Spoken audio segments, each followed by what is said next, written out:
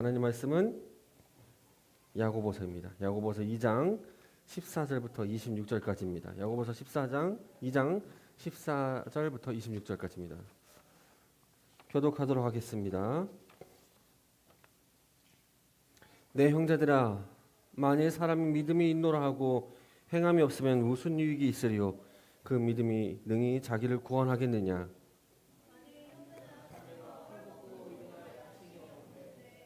너희 중에 누구든지 그에게 이르되 평안히 가라, 덥게 하라, 배부르게 하라 하며 그 몸에 쓸 것을 주지 아니하면 무슨 유익이 있으리요? 어떤 사람은 말하기를 너는 믿음이 있고 나는 행함이 있으니 행함이 없는 네 믿음을 내게 보이라. 나는 행함으로 내 믿음을 내게 보이리라 하리라.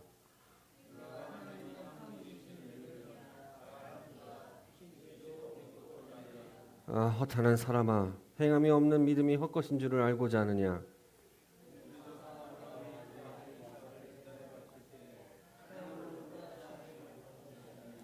내가 보거니와 믿음이 그의 행함과 함께라고 행함으로 믿음이 온전하게 되었느니라.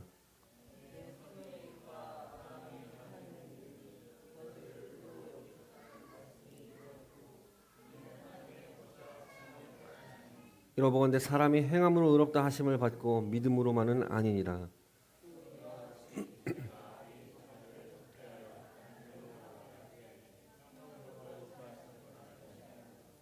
함께 읽겠습니다. 영혼 없는 몸이 죽은 것 같이 행함이 없는 믿음은 죽은 것이니라. 아멘. 제가 잠깐 이거 좀 올리고 하도록 하겠습니다.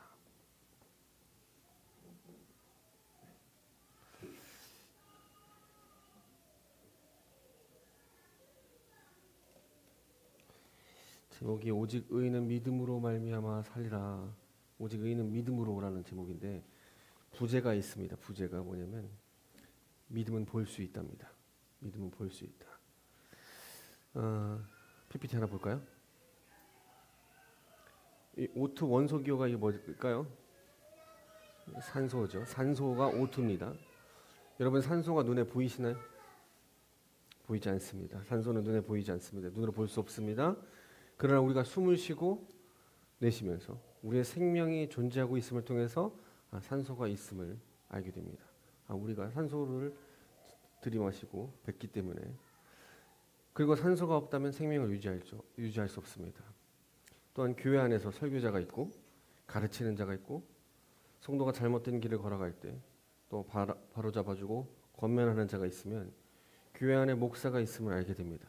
근데 만일 목사가 있는데 목사가 설교 준비도 하지 않고 성도를 말씀으로 양육하지 않고 교회에서 목사의 존재성에 대해서 그 합당한 것을 하지 않으면 목사가 과연 있는 것인가라고 의구심을 들 때가 있습니다.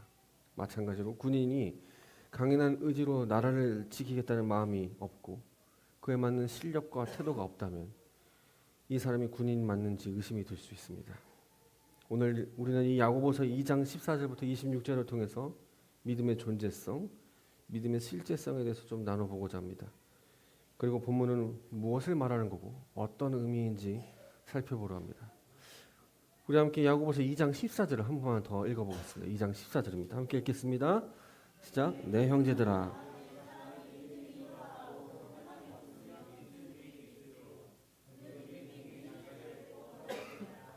아멘. 자, 내 형제들아, 만일 사람이 믿음이 있노라고 행함이 없으면 무슨 이익이 있으리요?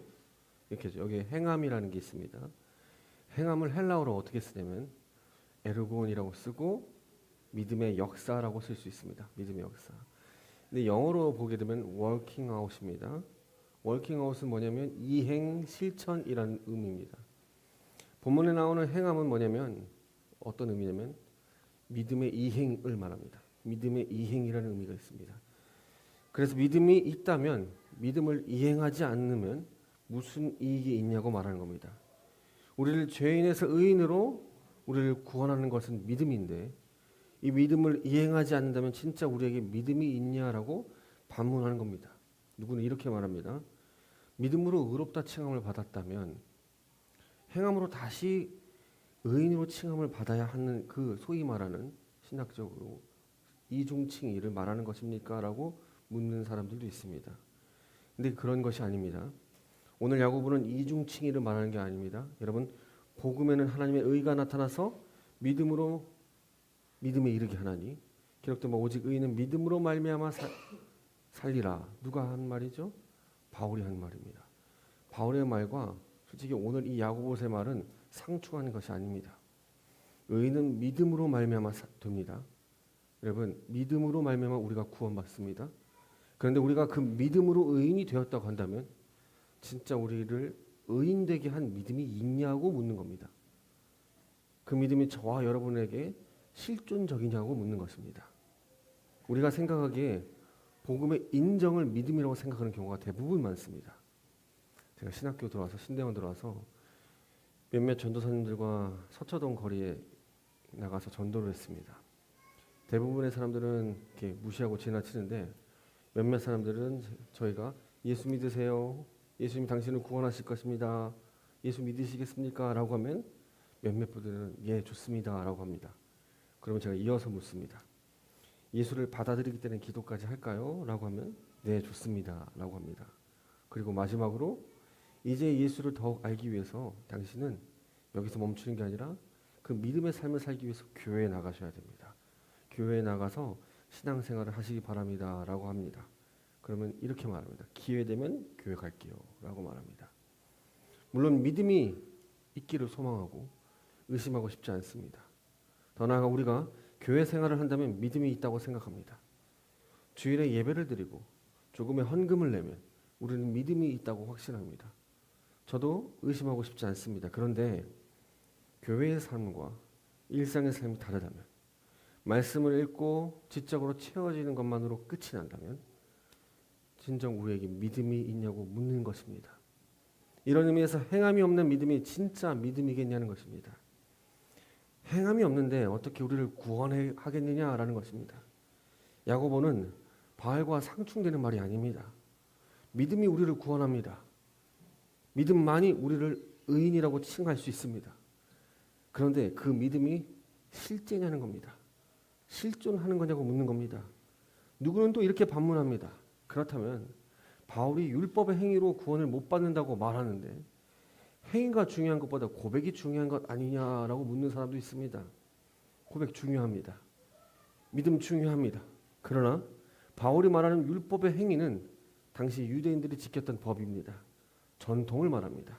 할례를 말하고 되새김질하는 고기를 먹지 않고 예절법을 지키고 절기를 지키는 율법을 말합니다. 그것을 행한다고 구원을 얻는다고 말하는 게 아닙니다.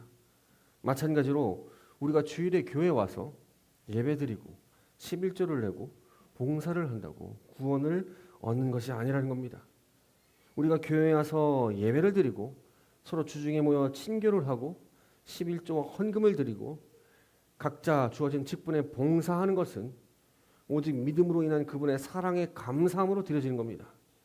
동시에 공동체를 향한 긍휼의 마음이 있기 때문에 하는 겁니다. 그래서 행하는 것입니다. 그리고 교회에서의 믿음의 행위가 교회에서뿐만 아니라 일상에서도 나타나야 합니다. 사랑하는 성도 여러분, 믿음이 우리를 구원합니다. 믿음이 우리를 의롭다 칭합니다. 그런데 저와 여러분이 진짜 믿음이 있음을 어떻게 증명하시겠습니까? 여러분의 믿음의 고백이 진실하다는 것을, 내가 예수 그리스도를 믿는다는 그 진실함이 그걸 어떻게 보이시겠습니까? 그것은 행함으로 믿음이 실제한다고 보일 수 있는 것입니다. 그래서 야고보는 이렇게 이어서 말합니다. 야고보서 2장 18절입니다. 함께 읽겠습니다. 어떤 사람은 말하기를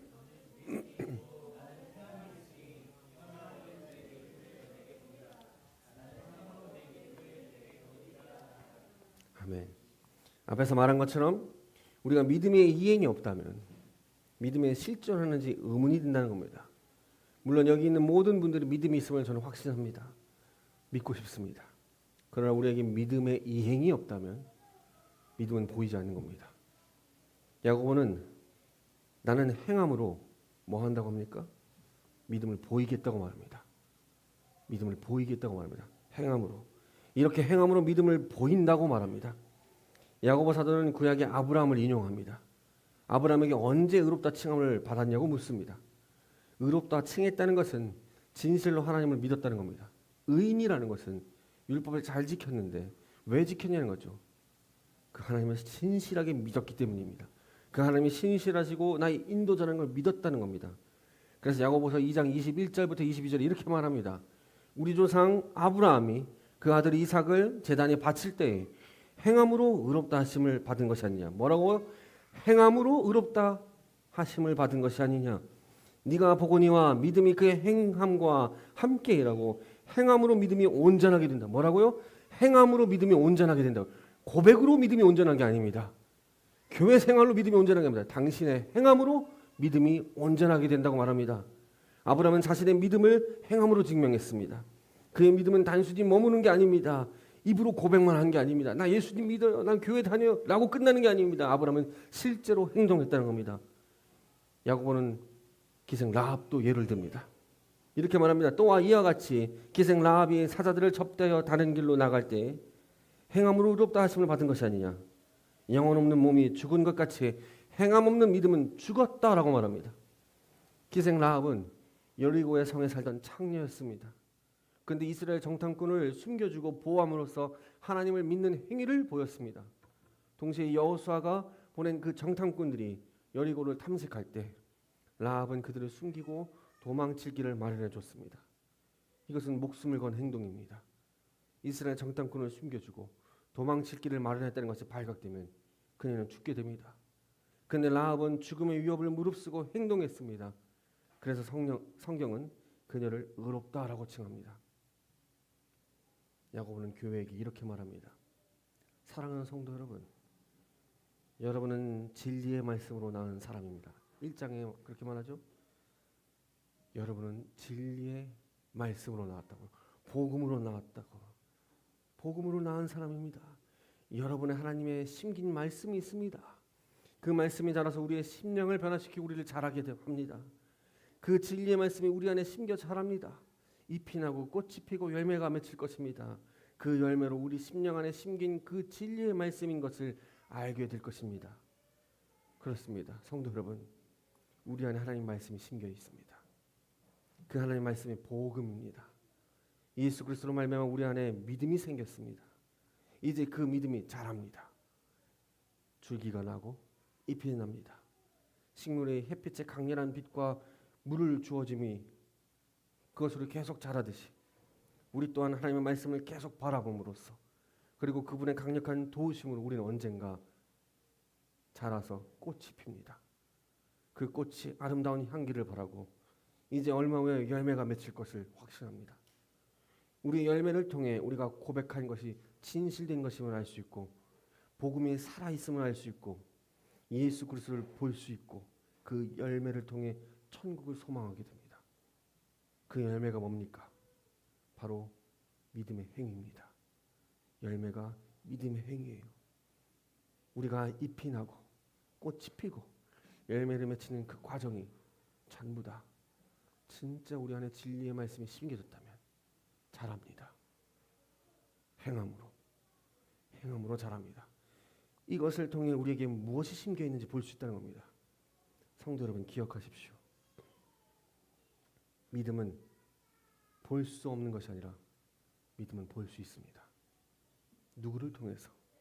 저와 여러분들을 통해서 믿음은 보여집니다. 예수가 보여진다고요. 그 믿음을 통해서, 행위를 통해서. 그 믿음의 행함은 교회 생활만을 말하는 게 아닙니다. 매일 아침에 일어나서 큐티를 열심히 하는 것만을 말하는 게 아닙니다. 헌금 생활 잘했다는 것만을 말하는 것도 아닙니다. 교회 봉사만을 잘하는 것만 말하는 거 아닙니다. 제가 신앙생활에서 무엇만을이라고 계속 얘기했습니다. 교회와 일상 모두 믿음의 행함이 있어야 합니다.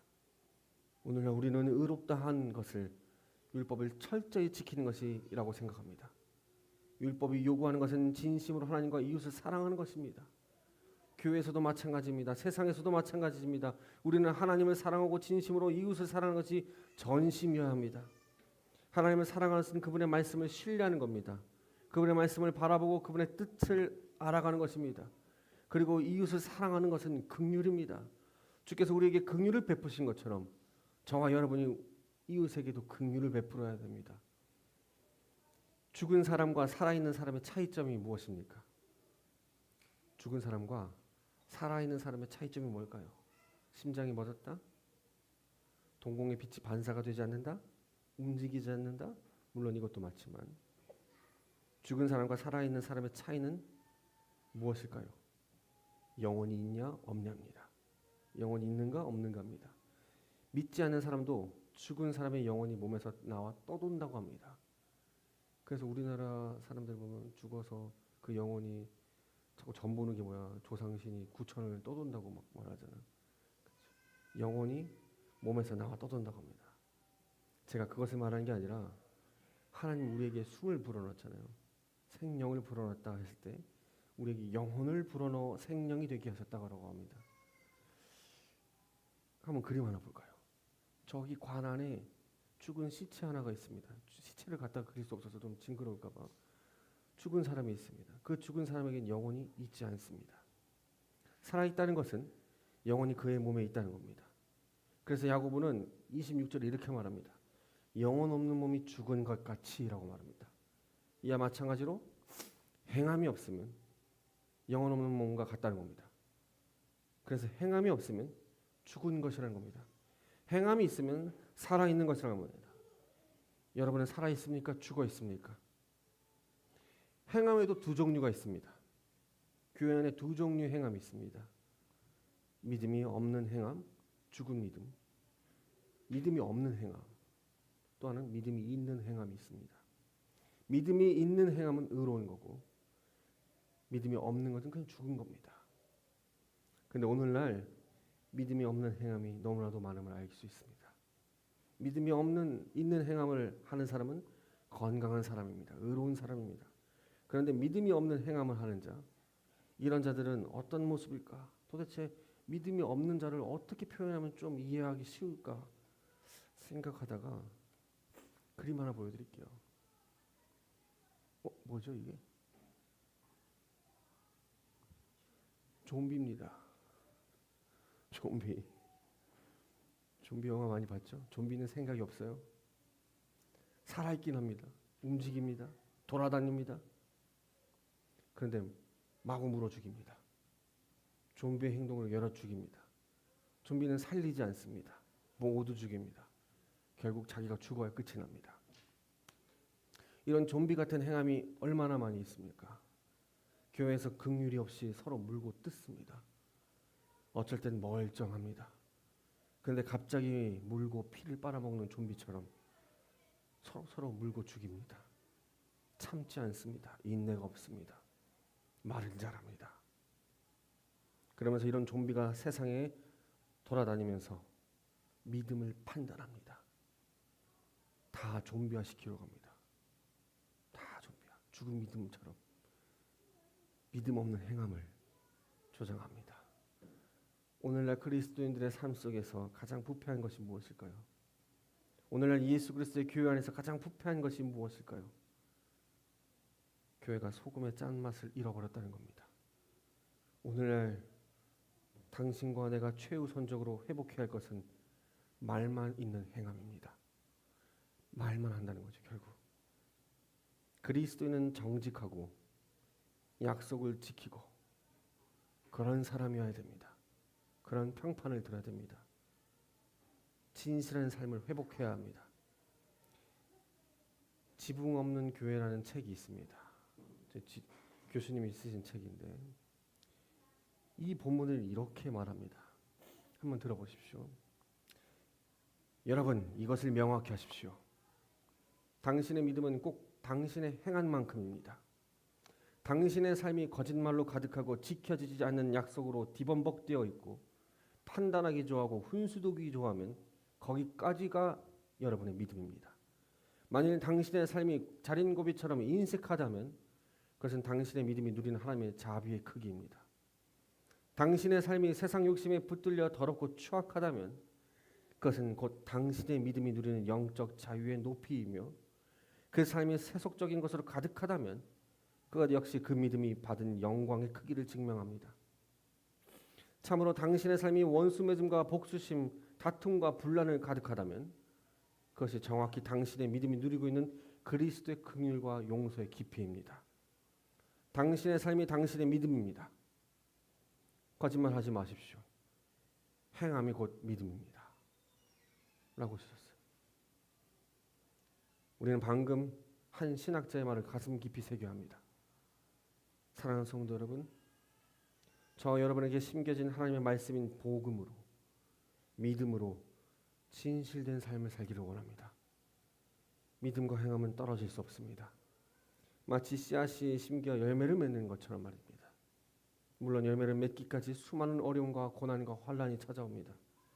그러나 우리에게 믿음이 있기에 그 믿음으로 견디고 버티고 이겨내기를 원합니다. 우리의 믿음이 실제라면 주님을 진실되게 사랑하기 원합니다. 우리 믿음이 실제라면 주님을 사랑하는 진심에서 우리의 모습과 우리의 모든 것을 주님께 내어드리는 것처럼 이웃에게도 긍휼을 베푸는 우리가 되기를 원합니다. 우리의 생명을 주를 위해 사용하는 것처럼 우리의 이웃을 위해서, 주변을 위해서 긍휼의 삶을 내어드리는 우리가 되기를 원합니다. 우리의 꿈과 희망도 주님 앞에 드릴 수 있는 것처럼 믿음의 행함이 있기를 원합니다. 동시에 긍휼한 행함, 약속을 지키는 행함, 세상 욕심이 아닌 하나님 산업으로 붙잡아야 하는 행함, 세속적인 것에서 벗어나 서로를 섬기는 행함, 세상에서 영광을 얻기 위해 발버둥치는 그 행함이 아닌 하나님께 영광을 돌리는 그 몸부림의 행함, 이러한 믿음의 행함이 있기를 진실로 소망합니다. 어떤 사람들은 행함으로 구원받지 못한다고 되뇌면서 그저 기초만 달랑 있는 신앙으로 스스로 속이고 있습니다. 그런 기초만으로 안심하는 신앙이 아니라, 그리고 믿음 없는 행함이 아니라 진실로 자라기를 원합니다. 성장하기를 원합니다. 여러분이 어제보다 오늘 더 성장하기를 원합니다. 그 성장을 믿음의 행함으로 보이기 원합니다. 오늘날 사단은 계속 유혹합니다. 오늘 그렇게 믿음으로 살지 못했다고 자책하지 마. 하나님은 그래도 너 안 버려. 그렇게 살지 못해도 너 안 버릴 거야. 그냥 그렇게 믿는다는 그 고백만 있으면 되는 거 아니니? 라고 할 것입니다. 또한 쟤 좀 봐라. 저게 믿음의 사람이냐? 네가 한번 율법을 잘 지켜서 한번 저 코를 납작하게 한번 만들어봐. 라고 합니다. 그러면서 자신의 믿음과 신앙이 기초적인 것, 아니 기초도 아닌 것에 만족합니다. 그러면서 예수를 진실하게 믿는다고 말합니다. 물론 그래도 교회를 떠나지 마십시오. 하나님께서 잘하게 하실 것입니다. 동시에 행함으로 사람들을 판단합니다. 절기를 지키고 의식을 지키고 전통을 잘 지켰다고 하는 그 유대인처럼 오늘날도 그렇게 신앙생활합니다. 동시에 세상에 살아갈 때 하나님 없는 것 같이 삽니다. 교회에서는 율법을 잘 지키고 절기를 잘 지키는데 세상에서는 마치 하나님 없는 것처럼 사는 자들이 얼마나 많이 있습니까? 그래서 불안하고 힘들고 어렵습니다. 그러나 이 가운데서 우리 심령에 하나님 말씀이신 복음, 그 믿음이 있음을 여러분 확신하시고 행함이 있는 믿음으로 여러분이 진짜 믿음의 사람임을 보이기 원합니다. 이러한 진실된 믿음의 행함이 하나님께 영광이고 복된 삶이고 전도하는 삶입니다. 그리고 긍휼의 삶이고 진실하게 주님을 사랑하는 삶입니다. 사랑하는 성도 여러분, 기억하십시오. 믿음은 보이지 않는 것이 아니라 우리의 행함을 통해 보입니다. 믿음은 실상이고 증거입니다. 우리의 행함으로 그리스도의 증인됨을 보입니다. 그리스도가 살아있음을 보입니다. 우리의 행함을 통하여서 저 천국이 있음을 보이게 됩니다. 저와 여러분이 좀비 같은 그 행함이 아니라 우리의 믿음이 심긴 그 하나님의 복음으로 충실히 살아가기를, 그 삶이 이 세상에서 가장 큰 영광이고 그 삶이 가장 복된 것이고 그것이 가장 부유한 것이고 그 삶이 가장 참 행복임을 여러분들이 아시기를 주님의 이름으로 축복합니다. 함께 기도하겠습니다. 주님 감사합니다.